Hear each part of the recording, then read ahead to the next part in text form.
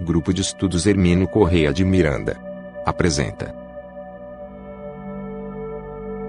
Projeto Entrevistas.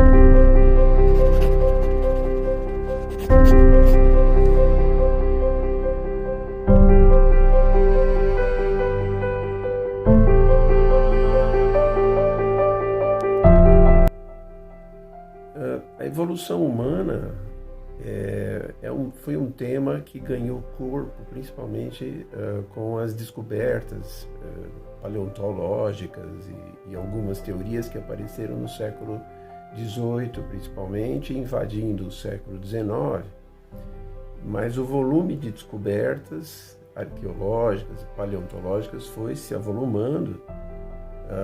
Os trabalhos de vários pesquisadores foram apontando nessa direção e claro que houve um sem número de disputas e de entreveros com a igreja e os seus representantes, né, que aceitavam a ideia de que Deus tinha criado todas as espécies sempre da mesma maneira e exatamente da mesma maneira que elas eram e são atualmente, né?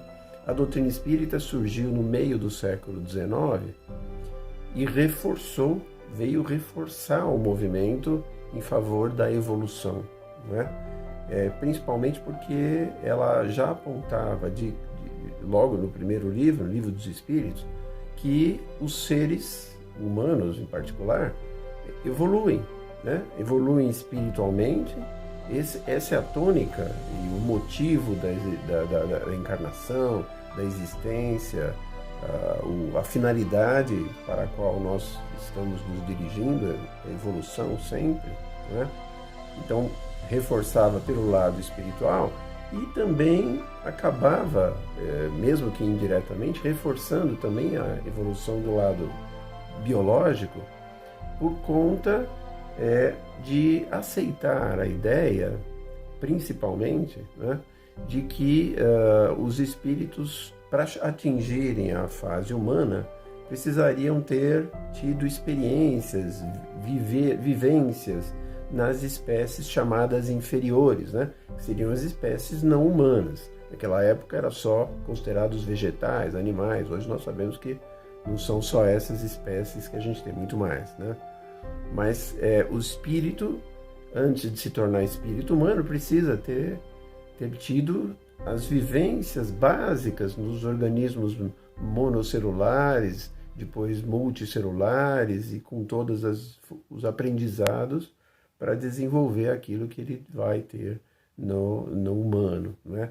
E desde o princípio se falava isso. Claro que de início isso era colocado de uma maneira não detalhada, quer dizer, isso foi colocado como um princípio dentro da doutrina, mas que ao longo do trabalho de Kardec foi se desenvolvendo, não é? E foi se desenvolvendo em paralelo com o próprio desenvolvimento das conclusões da ciência. Quer dizer, isso era uma coisa importante, né? Kardec sempre procurou acompanhar as conclusões da ciência.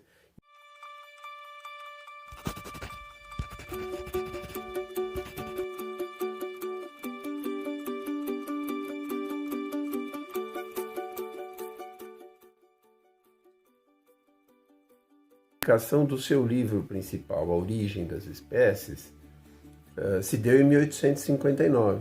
Quer dizer, Kardec tinha publicado o Livro dos Espíritos, a primeira versão do Livro dos Espíritos, em 1857, e publicou a segunda versão em 1860, ampliada, né?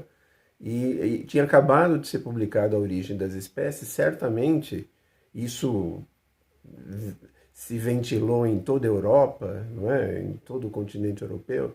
Certamente que Kardec, que acompanhava para e passo o desenvolvimento das conclusões práticas da ciência, certamente também conhecia o trabalho dele. Isso fica patente em vários comentários que Kardec vai fazendo, em particular em artigos da Revista Espírita, não é?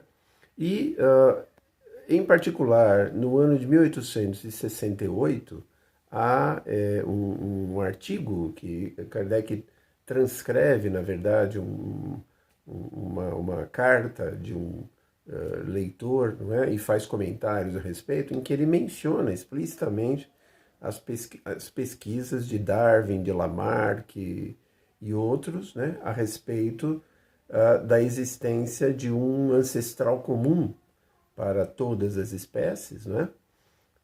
E comenta a hipótese que foi colocada, inclusive, de que, além da seleção natural e seleção sexual, que seriam os mecanismos biológicos para essa evolução, também haveria a atuação espiritual, que de alguma maneira seria um dos vetores, dos agentes que promoveriam a evolução em certos sentidos, né?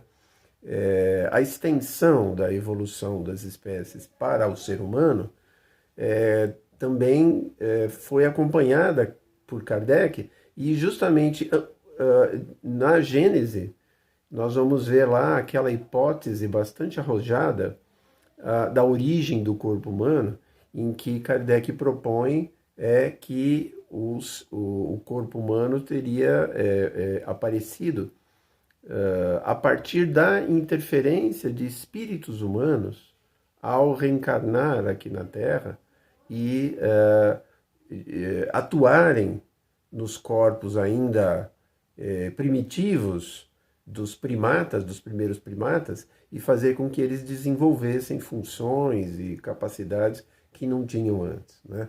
Kardec coloca isso em 1868, na Gênese, e nós vemos que 3 anos depois, o Darwin iria publicar o seu livro Ascendência do Homem, né?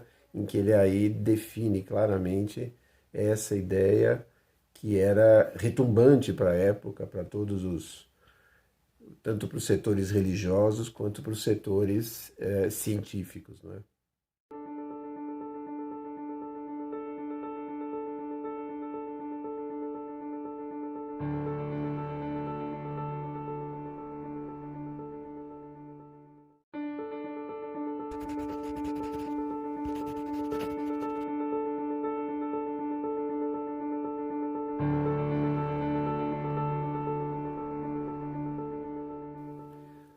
Então, nos livros básicos de Kardec, nós vemos que o espírito humano ele é colocado como provindo do princípio espiritual, né? Como um estágio do princípio espiritual que foi criado simples e ignorante, né?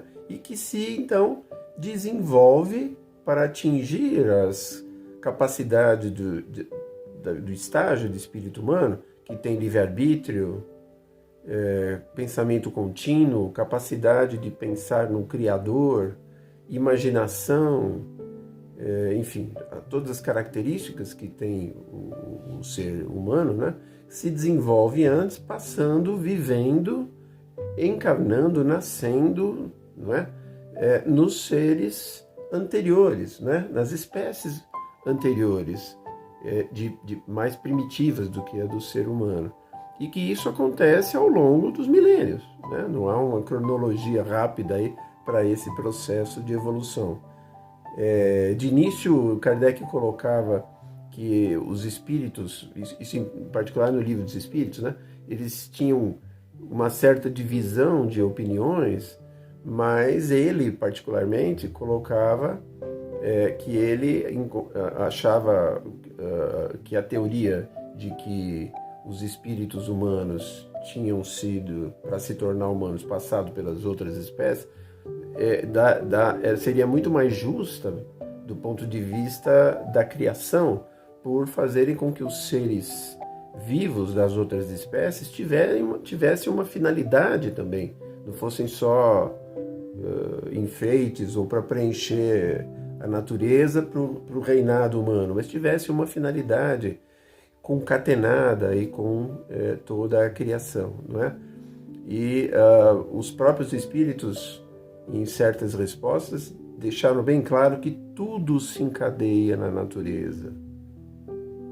Não é por elos que a gente às vezes nem imagina. Então, essa relação de dependência aí é bastante importante, né?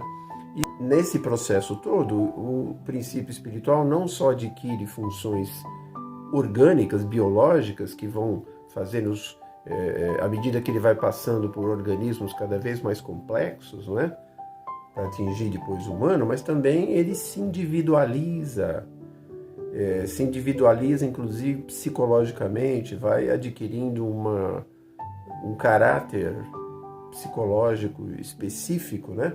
À medida que ele vai se aproximando e integra ali a espécie humana. Depois, na espécie humana, ele acumula a experiência e o conhecimento à medida que ele vai vivendo, vai reencarnando, vai aprendendo, vai aumentando o seu discernimento também, não é? Com isso ele vai eliminando, reduzindo as suas imperfeições em direção ao processo de evolução para a pureza espiritual, que é o que a gente aprende, né? E lê ali nos livros básicos de Kardec.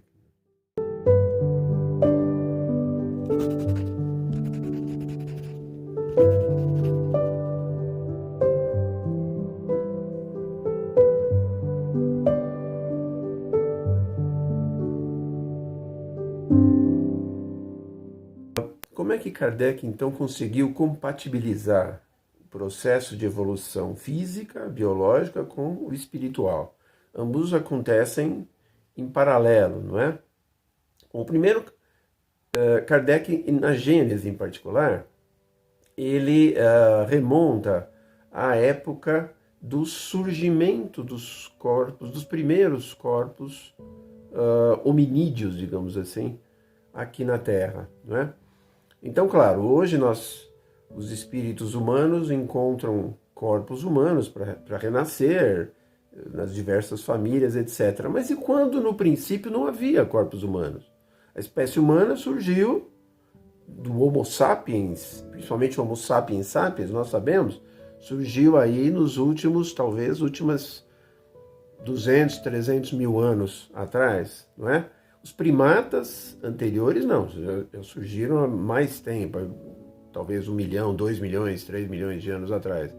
Mas a espécie Homo sapiens sapiens não. Então, como é que o espírito humano nasceria num planeta em que não há corpos humanos? Humanos nesse sentido, né, com essas funções. Então Kardec levanta uma hipótese muito interessante, que é a hipótese de que espíritos humanos vindos de fora da Terra, de locais, de planetas onde existia já uma humanidade, né? Chegando aqui na Terra e tendo que renascer aqui, não encontrariam corpos humanos e fariam como? Então, esses espíritos, segundo essa hipótese, reencarnariam em corpos dos primatas mais desenvolvidos. Kardec diz assim, bom, nos macacos mais desenvolvidos, não é? Como um príncipe que vestisse uma roupa de camponês e por vestir essa roupa de camponês, não deixaria de ser príncipe por isso, né?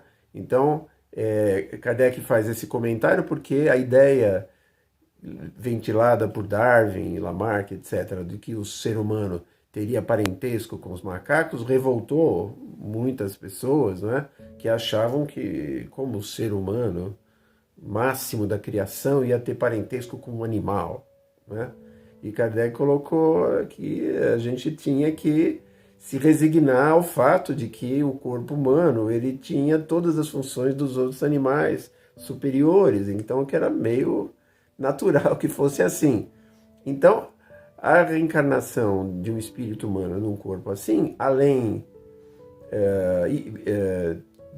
das experiências para esses espíritos, iria proporcionar uma ação mais desafiadora para o funcionamento daqueles organismos. E essa atuação constante e repetida deveria produzir mudanças que com as gerações futuras iriam se fixar na espécie e com isso iriam se desenvolver as capacidades que hoje são reconhecidas como capacidades humanas.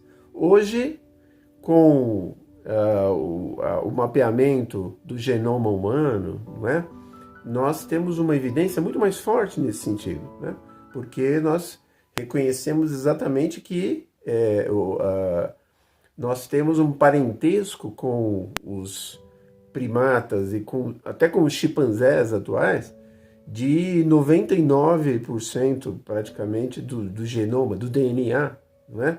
O que mostra que realmente nós somos totalmente, queiramos ou não, somos totalmente parentes deles, não é? E essa atuação, então, espiritual, segundo Kardec, é que ajudaria, promoveria essa mudança, que hoje nós diríamos mudança genética.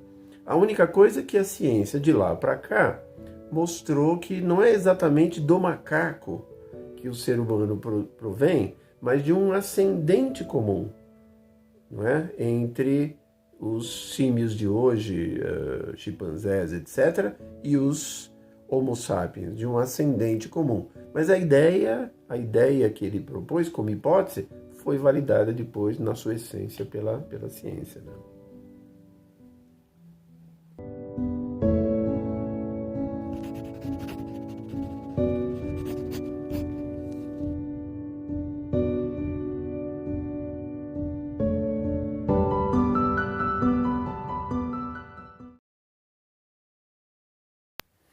Essa é uma questão bastante séria, bastante atual, né? É possível um diálogo entre a ciência e a doutrina espírita atualmente? Claro que é possível, desde que não haja dogmatismo, nem de um lado e nem do outro, não é? O espiritismo foi definido por Kardec, nós sabemos disso, e elaborado como uma ciência. As conclusões que Kardec foi colocando nos livros, já desde o Livro dos Espíritos, foram obtidas por investigação com vários espíritos, segundo um método bastante robusto, que nós ainda estamos entendendo aqui no Brasil, não habituado historicamente ao trabalho científico mais elaborado, não é? Em particular em questões espirituais. Os espíritas, principalmente muitos brasileiros, tratam o espiritismo como uma religião, mais uma religião. E fazendo isso, muitos acabam cristalizando a flexibilidade que a ciência espírita tem desde a sua formação, né? ou teria desde a sua formação. Muitos espíritas acham que o papel da ciência, aquela ciência que pesquisa os fenômenos mediúnicos, anímicos, etc., seria simplesmente de cada vez mais comprovar a doutrina. Então, ok, a ciência pode pesquisar os fenômenos espíritas, não tem problema, porque elas vão comprovar, não é? Se alguém no meio espírita se propõe a querer fazer, ou se pensa em fazer uma pesquisa nessa área, já vem aqueles que dizem, não, mas você está querendo ser igual a Kardec? Ninguém é igual a Kardec. Só Kardec para fazer aquele tipo de pesquisa, não é? Quando nós sabemos que ele indicou para a gente um método. Se fosse só ele, ele não indicava o método. O método é a receita, não é? De como a gente pode fazer para poder obter algo sério, como ele conseguiu obter, não é? Então isso é o que acontece muitas vezes no meio espírita, em vários setores do meio espírita, acostumados a ver só o lado mais religiosista, não é? Do espiritismo, querendo fazer com que muitas vezes tenha um comportamento que acontece em outras crenças, que é um comportamento de cristalização. É assim, não pode mexer, e por que é? Não é? Não tem nada novo a ser descoberto. Por outro lado, do lado das ciências, nós sabemos que também há vários cientistas que pesquisam os fenômenos psíquicos, os fenômenos mediúnicos de ordem mecânica, os fenômenos psíquicos também, não é? Inteligentes. Mas muitos se recusam a pesquisar esse tipo de fenômeno porque, a princípio, estão convencidos de que não existe nada além da matéria. Não existe nada além da matéria. Alguns mais modernos dizem, não tem nada além da matéria e da energia. Nada de espíritos. Então, já nem... Isso aí é coisa para quem é ingênuo, para quem não pensa, para quem... Não é? O que é também uma atitude muito pouco científica, né? Como é que você pode, com um fenômeno novo, já antes de pesquisá-lo, se convencer da ideia de que ele não existe, ou se convencer de que a causa dele não é uma, mas sem investigar, né? Fica dogma contra dogma. Dogma religioso contra dogma científico e vice-versa. Então isso não ajuda o diálogo. O diálogo só vai se fazer quando houver, de fato, abandono do dogmatismo.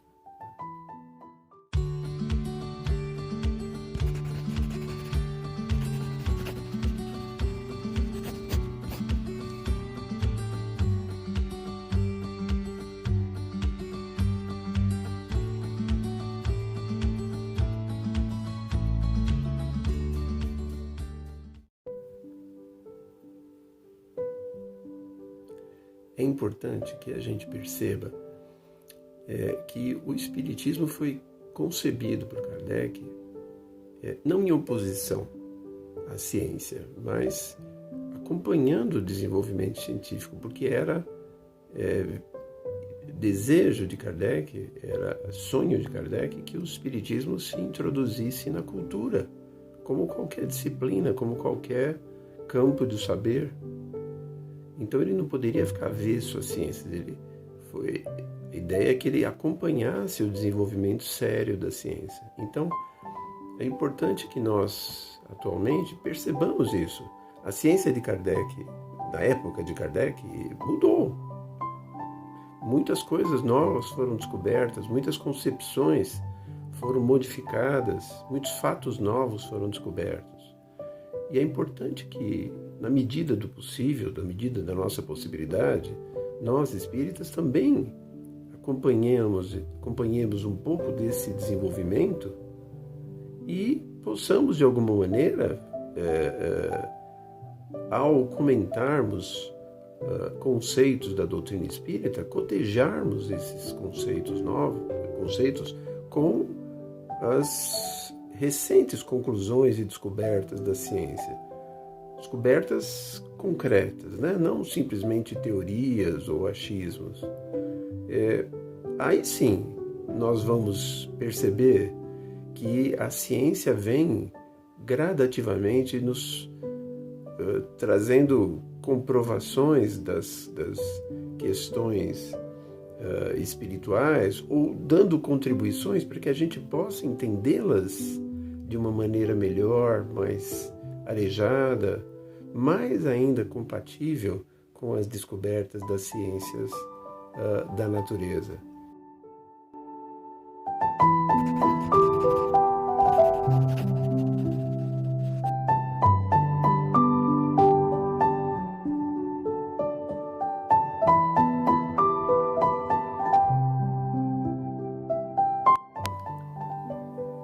Há vários livros espíritas para que a gente possa crescer aí no conhecimento da doutrina, né? Isso não nos falta desde da elaboração inicial da doutrina, né?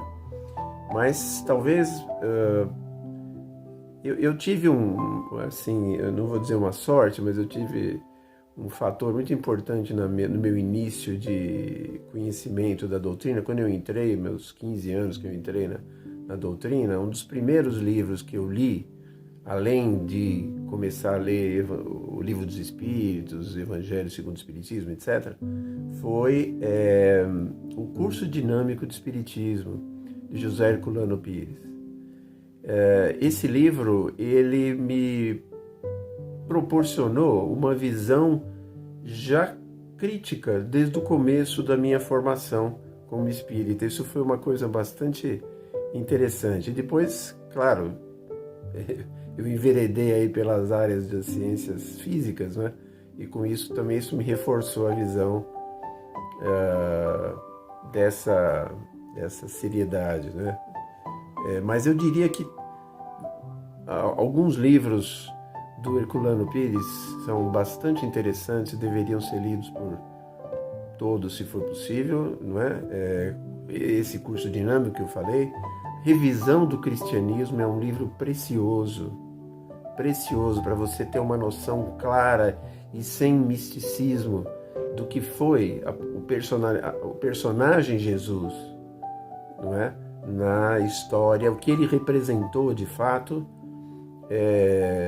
como do ponto de vista espírita, nós sabemos como espírito mais evoluído, já encarnado entre nós, mas desvestindo misticismos e construções elaboradas, imaginadas, que foram colocadas em cima do personagem Jesus e que nos dificultam a nossa própria relação com ele, nos dificultam em acharmos semelhança de nós, seres humanos, com aquele ser que também foi humano aqui entre nós, não é?